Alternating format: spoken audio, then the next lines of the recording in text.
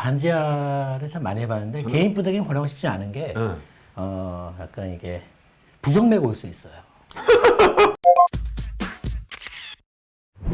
자, 그리고 부동산 투자에 필요한 이 최저 금액. 그러니까 이제 하나를 사고 나서 이제 처음 투자한 게 어떤 거였어요? 처음 투자한 게 소액 투자인데 공시지가 1억 이하짜리. 아, 1억 미만 아파트? 1억 미만짜리를 매수를 했었습니다. 아파트 샀어요? 네, 아파트요. 아. 전 아파트밖에 안 하고 있어요. 지금. 아직 그 이해 거에 이제 눈 돌릴 능력이 안 된다고 생각을 해서. 아, 공부하면 그렇구나. 되죠. 저는 이제 대체주택을 하신 줄 알았더니 이제 아파트를 네네. 하셨구나. 근데 잘 하고 있는 거예요. 되게 안정적으로 자기만의 틀을 잡고 나만의 페이스로 맞아. 아주 잘하고 계신 거고 아파트에서 이제 좀 바쁘시지만 시간이 나면은 이제 뭐 토지라든지 그다음에 뭐 다세대 빌라 저는 요즘 빌라가 최고라고. 그다음에 뭐 오피스텔 네. 뭐 상가는 마지막에 알아도 되고 네. 근데 그렇게 가는데 저는 이렇게 생각해요. 이건 약간 전쟁이랑 같잖아요. 네. 투자 시장에서 예를 들면 부동산이라면 매수인과 매도인의 어떤 전쟁이잖아 일종의. 그러면 나는 맨날 예를 들면 칼 한 자루가 있다. 근데 누군 저기서 화살도 쏘고 막 던지고 무기가 많은 거예요. 그렇게 이제 하나씩 이제 쌓아가다 보면은 되게 무섭게 변해 있을 겁니다. 아마 10년이다 전화하면 전화 안 받을 거예요.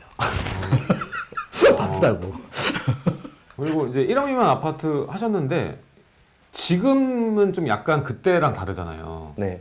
지금 1억 미만 투자를 아파트를 한다고 하면 추천할 만할까요?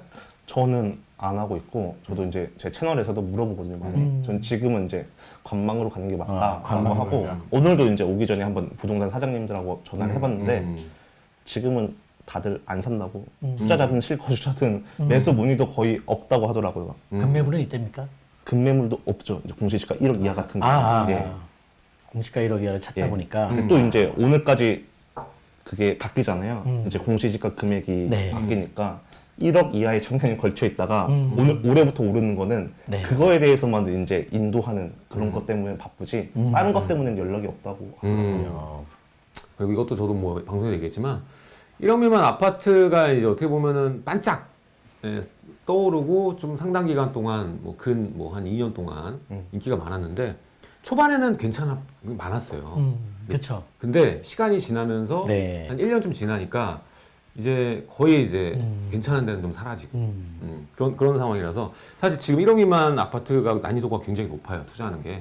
그래가지고 한번 여쭤본 거고 지금 절약님도 지금은 진행하지 않고 있다 이렇게 말씀해 주셨습니다. 네. 자, 그렇다면 지금 부동산 투자를 만약에 생각하는 분들 있잖아요. 네네.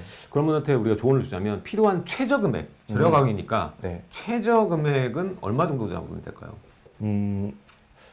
제가 했을 때는 전 총 4채 이제 투자를 했었거든요. 그렇게 최저가 한 실투자급으로 매정kim 말고 실투자급으로 한 660만 원이 최저였고 가장 높은 건 2천만 원이었는데 네. 초소액으로 하셨구나 다. 예. 근데 이거는 좀 사람마다 좀 다를 것 같아요. 자기가 어디에 이제 투자에 관심이 있는지 또 공시지가 1억 이하짜리나 아니면 더 뭐 지방이 아닌 수도권이냐 네. 거기에 따라 다를 것 같은데 만약에 이제 제가 했던 방식대로 했으면 한 2천만 원 정도면 충분하지 않을까라고 생각을 합니다. 맞아요. 2천만 원 정도가 어떻게 보면 좀 투자를 생각하기에 괜찮은 금액대다. 최저 금액. 네. 이렇게 생각하는데 지금 아까도 말했지만 660만 원 얘기했잖아요. 지금 최근에 좀 지방시장에서 괜찮았던 게 이제 강원도 지역이었어요. 원주, 춘천 뭐 네. 이쪽 라인인데 실제로 지금 가도 뭐 원주의 구도심이나 이런 데 가면은 플러스 P도 가능해요. 먼저 사놓고 전세를 높이 맞추는 거지. 가능해요. 그래서 근데 그걸 추천하느냐? 그건 또 아니에요. 근데 내가 돈이 없는데 그냥 등기 치고 싶다라고 하면은 네. 그런 동네들이 있습니다. 네. 그래서 어떻게 보면 난 지방 투자는 그래요. 저는 한번 대인 적이 있어갖고 어느 지역이나 이제 지금은 규제 정권 초기가 아니라 후기잖아요. 초기에부터 이제 막아져 있던 부동산들은 좀 우량한 것들이 많은데 후기로 가면서 후기에 몰리는 것들은 우량한 게 좀 없어요. 네. 그래서 후기로 갔을 때 그런 아파트보다는 저는 이제 아예 다른 분야를 보는 게 맞다고 생각하거든요. 다른 분야를. 근데 아까 말했듯이 이제 공시가 1억 미만 이런 데 보면은 비규제 지역이 많고 비규제 지역이 또 그런 거를 따져가지고 뭐 그러는 게 아니라 금액이 싸니까 예, 금액 자체가 싸고 전세가율은 높은 그런 지역이 많으니까. 근데 문제가 이게 거의 뭐 10년 만에 오는 매도 기회인데 그 어떤 투자자한테는 사는 거예요, 그거를. 그런 경우가 많아요. 한번 사면은 오랫동안 환금성에 대한 결여 이런 거가 그 준비되어 있는 분들 그런 분들이 하는 게 좀 적합하다고 봐요. 그래서 제가 아까 플러스피 얘기하는 게 뭐냐면 그냥 정말 오랫동안 묵혀놓고 플러스피로 하시고 싶으면 그런 거 사두셔도 돼요. 한 10년 이상 본다.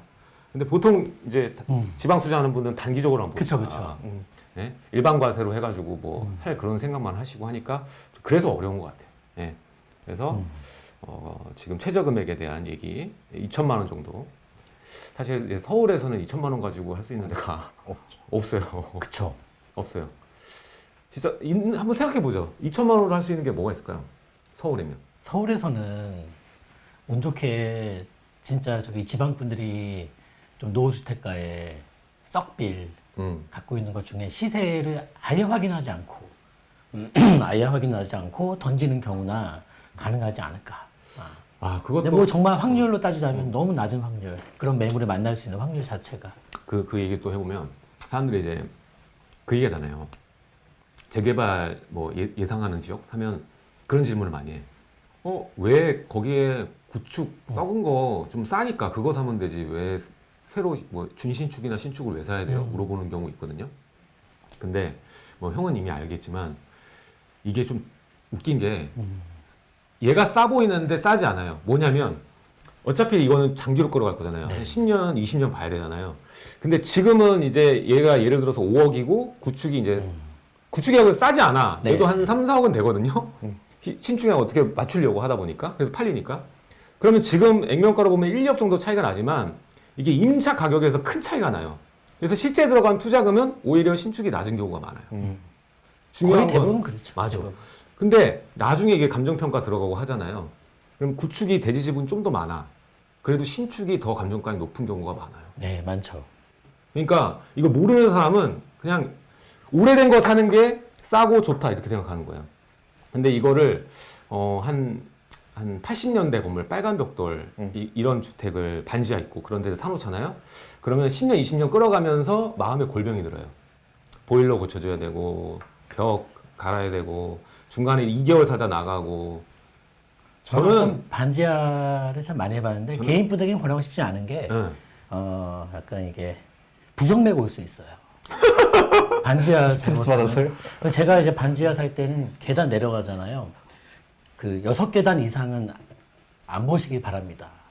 5계단까지는 뭐 보시고 가서 그리고 물이 떨어지는 건 쉬워요. 잡기가. 근데 밑에서 차고 올라오거든요. 그거는 네, 그것도 그랬고 워터파크. 여러 가지 이 반지와 엮인 사연들이 되게 많고 변기가 그냥 폭파한 적도 있었고 변기가 폭파해서 수입자 전화를 받고 이게 손이 안 잡히지 이제. 가서 이제 또 뚫어줘야 되고 청소 다 해줘야 되니까. 그래서 이게 반지하는 개인분들은 건강상 안 하시는 게 좋다. 맞아. 그러니까 아예 비워놓을 생각 아니면 안 하는 게 좋아요. 저도 오래된 거를 갖고 있는 건 비워놨어요. 아예 그냥 거의 아예 그냥 부서지고 썩든 말든 냅둔 게 있어. 16년째 갖고 있는 게 있는데 어쨌든 간에 그런 걸 좀 아셔야 될 것 같아. 그러니까 투자를 할 때 아까도 했지만 마구잡이로 하는 것보다 이렇게 방송에서 듣고 좀 가이드 잡고 공부를 하시면서 하면 좀 좋지 않나 또 얘기가 샜는데 자 최저 필요 금액 2,000. 필요 금액 2,000 그 얘기를 하다가 이렇게 샜어요. 자 그러면 2천만 원이 필요하다. 좋습니다. 그러면은 이제 월급이 적은 직장인데 네.